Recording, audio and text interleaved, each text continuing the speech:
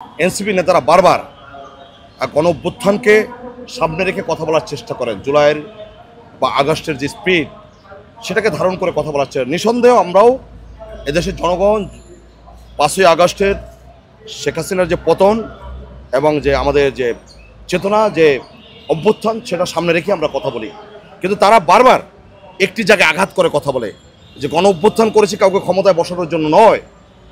আপনাদের কে বলেছে কাউকে ক্ষমতায় বসানোর জন্য?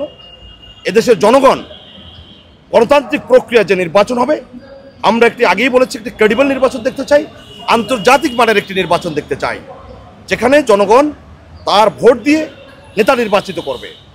তাহলে আপনারা বারবার বলছেন যে গণ অভ্যুত্থান করেছি।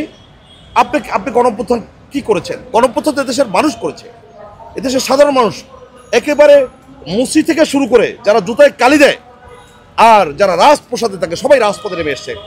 যে লোকটি আওয়ামী লীগ করে তার সন্তানের সাথে চেতনাগত কারণে দূরত্ব সৃষ্টি হওয়ার পরেও সেই মেয়েটিও, সেই সন্তান, সেই স্ত্রীকে তো রাজপথে গণ অভ্যুত্থানে গিয়ে শেখ হাসিনার বিরুদ্ধে কথা বলেছে। আপনি এগুলো কীভাবে মূল্যায়ন করবেন?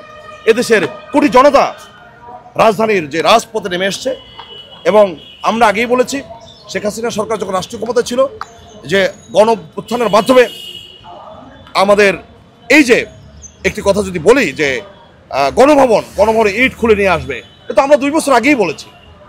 আমরা এখন যদি বলি 14 যে নির্বাচন, ভোটারবিহীন নির্বাচন, 18 ভোটারবিহীন নির্বাচন, তখন আপনারা কোথায় ছিলেন? 2024-এর যে 7ই জানুয়ারি নির্বাচন আপনারা কোথায় ছিলেন? আমরা তো সেদিন রাজপথে জনগণকে সাথে নিয়ে মোকাবেলা করেছি, যে কারণে নির্বাচনের সেন্টারে কোনো মানুষ যায়নি।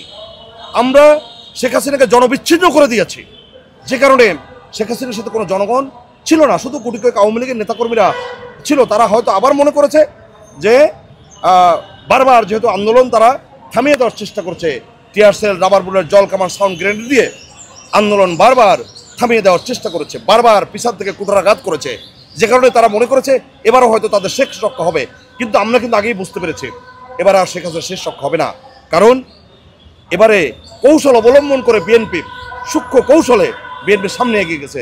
জনাব তারেক রহমানের যে কৌশল ছিল, যে লক্ষ্য ছিল, উনি তো বারবার বলেছেন। আপনারা যারা গণমাধ্যমে কাজ করেন আপনারা জানেন, আপনারা বক্তব্য নিয়েছেন, আমরা যখন রাজপথে বক্তব্য দিয়েছি আপনারা আমাদের বক্তব্যগুলো ধারণ করেছেন। এই জন্য আপনাদেরকে ধন্যবাদ জানাই যে আজকে যারা ইউটিউব চালাচ্ছেন, যারা অনলাইনে কাজ করছেন, তাদের প্রতি আমরা শ্রদ্ধা জানাই, কারণ তারাও কিন্তু গুলির মুখে গিয়ে গণমাধ্যমে বক্তব্যগুলো তুলে ধরার চেষ্টা করেছেন। বিএনপির বক্তব্যগুলো, দেশের সাধারণ মানুষের বক্তব্যগুলো তুলে ধরার চেষ্টা করেছেন। আমরা সবাই কাজ করেছি, একমাত্র ফ্যাসিবাদ আর আওয়ামী লীগের কিছু লোক ছাড়া এদেশের সকল মানুষ কিন্তু 5ই আগস্টের আগে রাজপথে নেমে এসছে।